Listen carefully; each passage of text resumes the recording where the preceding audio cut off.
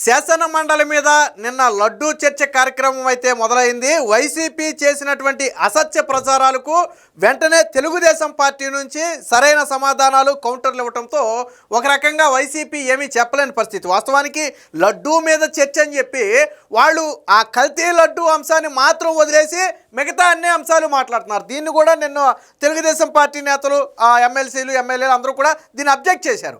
సరే, అసలు విషయంకి వచ్చేటప్పటికి ఏంటంటే నిన్న ఒక మండలిలో, శాసన మండలిలో అచ్చెన్నాయుడు గారి నుంచి ఒక చిన్న పొరపాట్లు దొరికింది. దానికి ఆయన వెంటనే బేషరతుగా క్షమాపణ కూడా చెప్పాడు. ఏంటి విషయం అంటే అచ్చెన్నాయుడు గారు ఎవరిని కులం గురించో మతం గురించో మాట్లాడాలని కాదు, కానీ మేము అన్ని మతాలను గౌరవిస్తాం అని చెప్పడం కోసం, ఫర్ ఎగ్జాంపుల్ చైర్మన్గా ఉన్న మీరు క్రిస్టియన్, జగన్మోహన్ రెడ్డి ముఖ్యమంత్రిగా చేశాడు, ఆయన క్రిస్టియనే, బట్ మేము ఎప్పుడూ దీన్ని పరిగణలోకి తీసుకోలేదు, మేము మతాల గురించి మాట్లాడలేదు. కానీ హిందూ మతం మీద జరిగిన దాడి మాత్రం చాలా అవమానకరం అని చెప్పి, బాధాకరం అని చెప్పి ఆయన మాట్లాడే క్రమంలో వాళ్ళ క్రిస్టియన్, హిందూ అనే వర్డ్స్ను వాడటం జరిగింది. సో అక్కడ ఎవరిని కించపరచాలని కాదు. ఆయన ఉద్దేశం ఏంటంటే, ఇప్పుడు మీరు చైర్మన్గా ఉన్నారు, మీరు క్రిస్టియన్, మేము మీకు ఇవ్వాల్సిన గౌరవం ఇచ్చాం. జగన్మోహన్ రెడ్డి సీఎంగా ఉండి క్రిస్టియన్నే సీఎంగా చేశాడు, బట్ ఆయన కూడా ఏ రోజు మేము దాని గురించి మాట్లాడాల.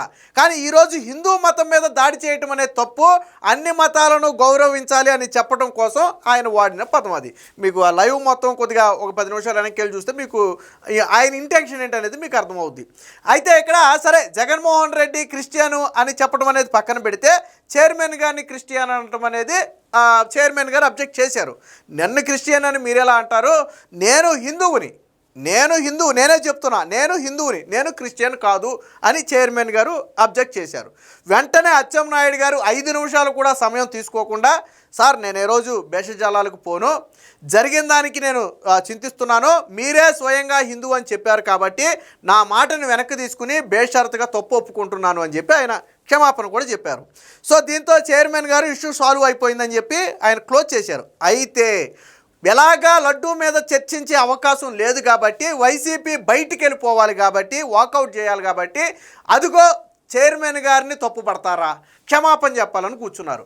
చైర్మన్ గారు ఏమంటాడు, ఒరే బాబు ఆయన చెప్పాడురా నాయన, మీరు వెళ్ళి సీట్లలో కూర్చుంటారా, నా మాట వినంటారా అంటే, మేమేనో క్షమాపణ చెప్పాడురా నాయన, మీరు వినకపోతే ఏమన్నాడో నేను చెప్తాను, ఒకసారి మీరు ఆగండి అంటే ఆగరయ్యే. పైగా సరే ఇది జరిగింది కదా, నేను వీడియోస్ ఉన్నాయి ప్లే చేసి చూపిస్తాను. అయితే సాక్షిలో అచ్చోసిన కథనం ఒకటి రాశారు. అయితే మనం అంటే ఈ కథనం రాశారు కాబట్టి వాస్తవానికి నిన్న జరిగిన దాని గురించి చర్చించాలని మన ఉద్దేశం కాదు. అసలు చైర్మన్ మతం గురించి మన చర్చ కూడా కాదు. నేను ఆయన మతం గురించి అలా ప్రస్తావించట్లా, ఆయన క్రిస్టియన్, హిందూ అనేది ఓడిని నేను వాడట్లా. నిన్న జరిగింది మాత్రం నేను చెప్తున్నా. ఇకపోతే సాక్షిలో ఒక కథనం రాశారు. ముందు ఆ కథనం చూసిన తర్వాత మిగతా కంటిన్యూషన్ చూద్దాం. ముందుగా అచ్చెన్నాయుడు గారు అసలు ఏమన్నారు అనేది ఒకసారి చూద్దాం సభలో, దాని తర్వాతే అసలు రచ్చ మొదలైంది. తమరు క్రిస్టియన్, మీ నాయకుడు క్రిస్టియన్, తప్పు పట్టడం లేదు, తప్పు పట్టకూడదు కూడా విన్నారు కదా. ఇక తర్వాత కంటిన్యూషన్ అంటే గందరగోళం. ఆయన ఏమన్నాడంటే మళ్ళీ క్లారిటీగా వినండి ఒకసారి 10 సెకండ్లు. తమరు క్రిస్టియన్, మీ నాయకుడు క్రిస్టియన్, తప్పు పట్టడం లేదు, తప్పు పట్టకూడదు కూడా. విన్నారు కదా, మీరు క్రిస్టియన్, వీళ్ళ నాయకుడు క్రిస్టియన్, అయినా నేను తప్పు పట్టట్లా. అంటే ఆయన ఇంటెన్షన్ ఏంటంటే, నేను మతాల గురించి నేనేం తప్పు పట్టట్లా, అన్ని మతాలను గౌరవించాలి. సో ఆ ఇంటెన్షన్తో ఆయన చెప్పిన పదం అది. దాని కంటిన్యూషన్ చూస్తే మీకు అర్థమవుద్ది. ఇకపోతే తర్వాత ఏం జరిగిందో చూద్దాం. ఇది చైర్మన్ గారు అబ్జెక్ట్ చేశారు. ఏమని, నేను హిందువుని, మీరు నా మతం గురించి మీరు ఎలా మాట్లాడతారని చైర్మన్ గారు అబ్జెక్ట్ చేస్తే వెంటనే అచ్చెన్నాయుడు గారు ఏం చెప్పారో వినండి ఒకసారి.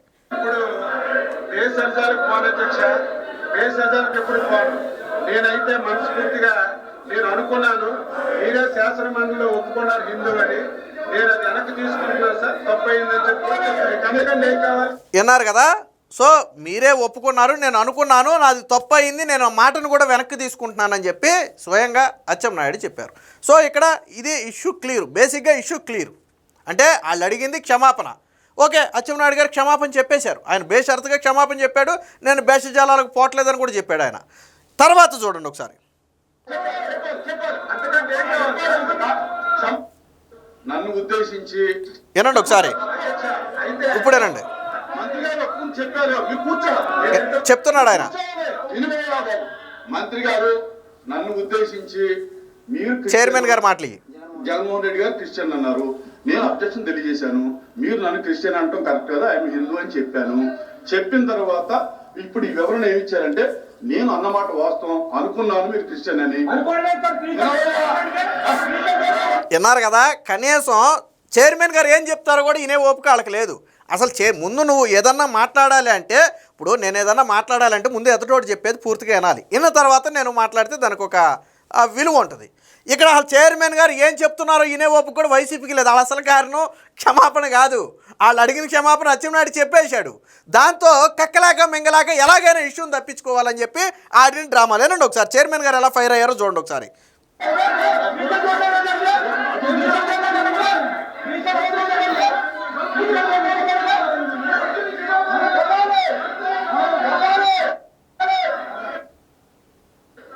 దయచేసి మీరు గౌరవ ఎమ్మెల్సీగా వైసీపీ ఎమ్మెల్సీలకి ఇది చెప్పేది కొంచెం వినండి. ఆయన ఏం చెప్పారో మీకు వినిపించకపోతే నేను చెప్తున్నాను, వినండి. చెప్పండి, వినండి ఒకసారి. వినండి కదా. ఇప్పుడు నేను అభ్యంతరం తెలియజేశాను. నేను క్రిస్టియన్ అనుకున్నాను మిమ్మల్ని, అందుచేత నేను అన్నాను. మీరు సభాపూర్వకంగా నేను హిందూ అని ఒప్పుకున్నారు, మీరే చెప్పారు నాకు తెలిసింది. కనుక నేను ఎప్పుడు భేషజాలకు పోను.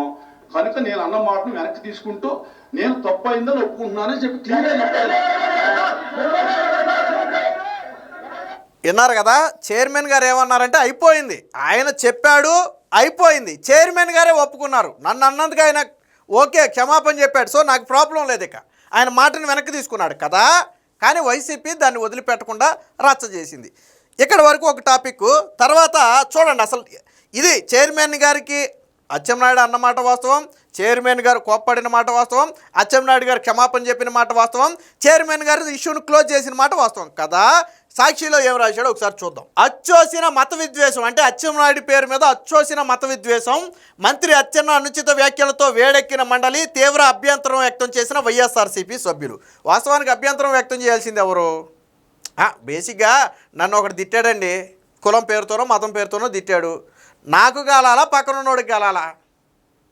నాకు కదా కాలాలి.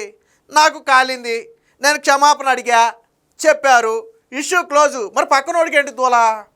ఈడేం రాశాడు సాక్షిలో, నా మతం గురించి మాట్లాడటానికి మీరెవరని నిలదీసిన చైర్మన్ మోషన్ రాజు. వాస్తవం, నా మతం గురించి మీరెవరు ప్రశ్నించడానికి ఆయన అన్నమాట వాస్తవం. తాను హిందువునని, తన వ్యక్తిత్వాన్ని కులాన్ని కించపరచడం సరికాదని తక్షణం ఆ పదాలను వెనక్కి తీసుకోవాలని చైర్మన్ డిమాండ్. ఎస్ కరెక్ట్, అక్కడ కూడా కరెక్టే.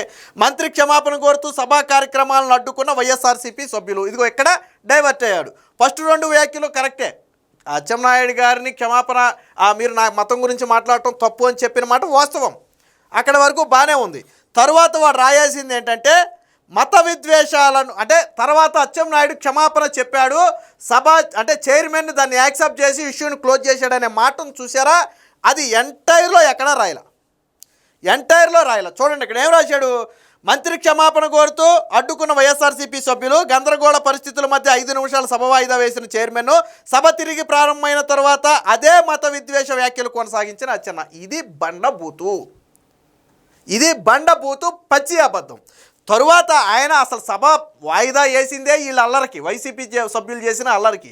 కానీ ఇక్కడ అచ్చెన్నాయుడు వెంటనే క్షమాపణ చెప్పాడు అనే ఓడు ఎక్కడైనా రాశాడా? సభలో జరిగింది కదా నువ్వు రాయాలి. సభలో జరిగింది ఒక పార్టీ రాస్తే రెండో వీళ్ళ ఉద్దేశం ఏంటంటే క్షమాపణ చెప్పాడు అచ్చెన్నాయుడు అని ఇక్కడ రాస్తే చెప్పాడు కదా ఇంకెందుకు ఇంత వార్త ఎందుకు అని చెప్పి ప్రజలే చీకొడతారు. కాబట్టి అచ్చెన్నాయుడు క్షమాపణ చెప్పాడనే మాట ప్రజలకు తెలియకుండా రాసినటువంటి ఆర్టికల్ ఇది. సో ఇది వీళ్ళ ఆర్టికల్. సరే పక్కన పెడదాం. ఇందులో ఇంకో తప్పు కూడా చేశారు. ఇక్కడ వీళ్ళు చేసిన తప్పు ఏంటో చూడండి ఒకసారి. మండలి చైర్మన్పై మంత్రులు టీడీపీ ఎమ్మెల్సీల ప్రవర్తన అవమానకరం, మంత్రి అచ్చెన్నాయుడిని బర్తరఫ్ చేయాలని చెప్పి మండలిలో ప్రతిపక్ష నేత బొత్స సత్యనారాయణ, మెరుగు నాగార్జున, టీజేఆర్ సుధాకర్ బాబు డిమాండ్ అని రాశాడు. ట్విస్ట్ ఏంటో తెలుసా? నిన్న శాసన మండలికి బొత్స రాలా, నిన్న శాసన మండలికి బొత్స సత్యనారాయణ రాలా. బొత్స సత్యనారాయణ రాకుండానే ఆయన బర్తరఫ్ చేయాలి, ఆయన్ని తొలగించాలని చెప్పి మండలిలో ప్రతిపక్ష నేత బొత్స సత్యనారాయణ అని క్లియర్గా రాశాడు. చూడండి ఇక్కడ మండలిలో ప్రతిపక్ష నేత బొత్స సత్యనారాయణ అన్నాడు. నిన్న బొత్స సత్యనారాయణ శాసన మండలికి వచ్చాడా? నేను అడుగుతున్నా, నిన్న బొత్స సత్యనారాయణ శాసన మండలికి వచ్చాడా? రాలేదు కదా. మరి రాకుండా ఆయన ఎలా డిమాండ్ చేశారా? సాక్షిని నేను అడుగుతున్నా, నేను సాక్షిని అడుగుతున్నా. అసెంబ్లీ అంటే శాసన మండలికి రాకుండా ఎలా డిమాండ్ చేశాడు? శాసన మండలిలో ఆయన ఆత్మ ఏమైనా వచ్చిందేంది? జగన్మోహన్ రెడ్డికి రాజశేఖర్ రెడ్డి ఆత్మ కనపడినట్టుగా ఏమన్నా ఇక్కడ బొత్స గారు హాస్పిటల్లోనో లేకపోతే హైదరాబాద్లో ఇంట్లోనో ఉంటే ఆయన ఆత్మ ఏమన్నా వచ్చేసి అక్కడ ప్రత్యక్షమై ఏమన్నా డిమాండ్ చేసిందా బర్తరఫ్ చేయాలని? కాస్త సిగ్గు ఉండాలి కదా. రాస్తే రాసావు సరే, నీ సాక్షిలో రాసేవన్నీ ఎలా ఉంటే ప్రజలకు తెలుసు. అదేదో శాసన మండలికి వచ్చినోడి పేరు రాయొచ్చు కదా. ఇంకా నీకు ఉన్నారు కదా కొంతమంది ఎమ్మెల్సీలు, వాళ్ళ పేరు ఏదైనా రాయొచ్చు కదా. రానివాడి పేరు రాసి ఎందుకురా ఇలాగ అబాసు పాలవుతారు మీరు? ఏం బ్రతుకురా ఇది? శాసన మండలికి రాని వ్యక్తి డిమాండ్ చేశాడు శాసన మండలిలో. ఆత్మ డిమాండ్ చేసిందా వెళ్ళి? ఇది ఇకపోతే వైసీపీ భాగోతం కూడా చూడాలి. ఎందుకంటే వీళ్ళు ఈ ఆర్టికల్స్ రాసి దీని మీద రచ్చ రాశారు కాబట్టి, అచ్చోసిన మత విద్వేషం అని రాశారు కాబట్టి నేను మీకు ఒక చిన్న వీడియో చూపిస్తాను, మీరు ఒకసారేనండి. పరుషంగా కూడా మాట్లాడిన సందర్భం లేదు. అయితే 3 రాజధానులు వైసీపీ పవర్ లో ఉన్నప్పుడు ఎలాగైనా ఒడ్డెక్కించుకోవాలని మోహరించిన మంత్రులు షరీఫ్ గారిని నానా దుర్భాషలాడారు. ఒకానొక దశలో చైర్మన్ కుర్చీ దగ్గరకు చేరిన మంత్రి బొత్స ముస్లింకే పుట్టావా అంటూ చెప్పలేని భాషలో దూషించారు. ఆ రోజు సాక్షి పేపర్ మోగబోయిందా? బొత్స సత్యనారాయణ ఆ రోజు చైర్మన్గా ఉన్నటువంటి ఒక ముస్లిం వ్యక్తిని నువ్వు ముస్లింకే పుట్టావా అనే వ్యాఖ్య చేయటం అనేది తప్పా కాదా? ఈరోజు మతం గురించి ఆయన మాట్లాడాల. మళ్ళీ నేను చెప్తున్నా, అచ్చెన్నాయుడు గారు మతాన్ని కించపరచాలనేది కాదు, మీరు ఏ మతమైనా మేము ఏ మతమైనా అన్ని మతాలను గౌరవించాలి అనేది చెప్పే కోణంలో నేను హిందువు మీరు క్రిస్టియను, జగన్ క్రిస్టియను అయినా ఏ రోజు ఈ డిఫరెన్స్ చూపించలేదు అనేది చెప్పడం కోసం చెప్పిన మాట అది. కట్ చేస్తే ఇక్కడ బొత్స సత్యనారాయణ నాడు ఆ షరీఫ్ని, చైర్మన్గా ఉన్న షరీఫ్ని నువ్వు ముస్లింకే పుట్టావా అని అడిగాడు. మరి ఇది ఎంత బండబూత్ ఇది? ఆ రోజు నీ సాక్షిలో రాసావా? బొత్స సత్యనారాయణ మాట్లాడిన మాటలు నీ సాక్షిలో రాసావా? ఆ రోజు అధికార మతం ఉంది కాబట్టి, ఎమ్మెల్సీలో బలం ఉంది కాబట్టి, 151 మంది ఎమ్మెల్యేలు ఉన్నారు కాబట్టి ఆ రోజు వీళ్ళు మాట్లాడారు అచ్చోసిన ఆంబోతుల్లాగా. అచ్చెన్నాయుడు మాట్లాడాలా? అసలు ఆయన మాట్లాడిన సందర్భం వేరు. ఆయన మతం గురించి మాట్లాడాల, అన్ని మతాలను గౌరవించాలని చెప్పడం కోసం మాట్లాడిన మాట అది. కానీ ఇక్కడేం మాట్లాడాడు వినండి. ఇంకా అయితే షరీఫ్ గారు నియమ నిబంధనల మేరకే తాను పనిచేస్తానని ప్రశాంతంగా బదిలిచ్చారు. దీంతో మరింత రెచ్చిపోయిన బొత్స చైర్మన్ పైనే దాడికి ప్రయత్నించారు. ఆయనకు మరికొంతమంది మంత్రులు తోడయ్యారు. శాసన మండలిలో జరుగుతున్న ఈ అరాచకాలు బయటి ప్రపంచానికి తెలియకుండా కరెంట్ కట్ చేశారు, లైవ్ ఆపేశారు, సభ్యుల దగ్గర ఫోన్లు లాక్కున్నారు. అయితే సాక్షాత్తు విన్నారు కదా, అప్పుడు వైసీపీలో లైవ్ వస్తుంటే ఈ బొత్స సత్యనారాయణ మాట్లాడిన మాటలు లేదా తర్వాత ఆయన చేస్తున్న చేష్టలు లైవ్లోకి వెళ్తే అది ప్రజలు చూస్తారు, లేదా ఆ రోజు అపోజిషన్లో ఉన్నటువంటి తెలుగుదేశం పార్టీ దాన్ని ప్రజల ముందు పెట్టి ప్రశ్నిస్తుందనే ఉద్దేశంతో ముందు లైవ్ ఆపేశారు. అసలు మీకు అసెంబ్లీ చరిత్రలో లైవ్ ఆగటం అనేది, మధ్యలో లైవ్ ఆగటం అనేది హైలీ ఇంపాసిబుల్. కానీ ఆ రోజు లైవ్ సడన్గా లైవ్ ఆపేశారు. వాళ్ళు ఆపేయడమే కాకుండా వెంటనే మొబైల్లో ఫోన్లో చిత్రీకరించే ప్రయత్నం చేస్తుంటే దాన్ని అడ్డుకున్నారు. నారా లోకేష్ ఈ రోజు అలా ఎలా అడ్డుకున్నారు చూడండి. మండలి చైర్మన్ పై దాడికి వైసీపీ మంత్రులు తెగించడంతో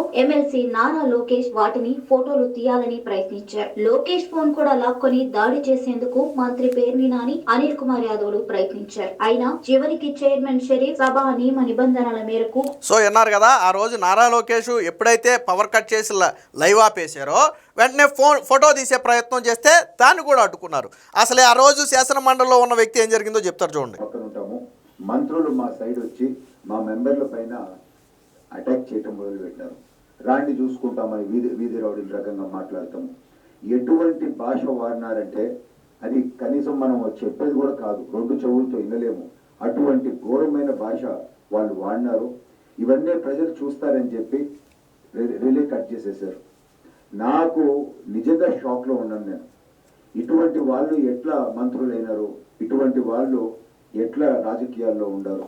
విన్నారు కదా, ఆ రోజు శాసన మండలిలో ఉన్నటువంటి దీపక్ రెడ్డి ఏం జరిగిందనేది చెప్పారు. వాళ్ళు వాడిన భాష బొత్స సత్యనారాయణ సరే నువ్వు ముస్లింకే పుట్టావని అడిగాడు, అది వేరే విషయం. మిగతా నాయకులు వాడినటువంటి భాష చెవులతో వినేది కాదు, అది బయటపడద్దనే వాళ్ళు బూతులు మాట్లాడుతున్నారని ఆ రోజు లైవ్ కట్ చేశారు. ఆ రోజు లైవ్ కట్ చేసింది అందుకే. మరి ఏ రోజు ఇది సాక్షి కనిపించలా. మండలి చైర్మన్గా ఉన్నటువంటి షరీఫ్ని నువ్వు ముస్లింకే పుట్టావా అని బొత్స సత్యనారాయణ అడిగితే వీళ్ళకి ఏ రోజు అది తప్పు అనిపించలా, అది మంచి పదమే వీళ్ళ దృష్టిలో. పైగా ఈరోజు బొత్స సత్యనారాయణ నిన్న శాసన మండలికి రాకపోయినా ఆయన రాజీనామా చేయాలి, బర్తరఫ్ చేయాలని డిమాండ్ చేశారు. సిగ్గు శరం ఉండాలి కదా కాస్త అయినా. సో వైసీపీ చేసే విష ప్రచారాలు ఎలా ఉంటాయి అనడానికి ఇదొక ఉదాహరణ. అచ్చెన్నాయుడు గారు మాట్లాడింది కేవలం అన్ని మతాలను గౌరవించాలి, గౌరవిస్తాము అనే చెప్పే ఉద్దేశంలో మాట్లాడిన మాటే తప్ప ఎవరిని కించపరచాలనే ఉద్దేశం అయితే ఆయనకి లేదు.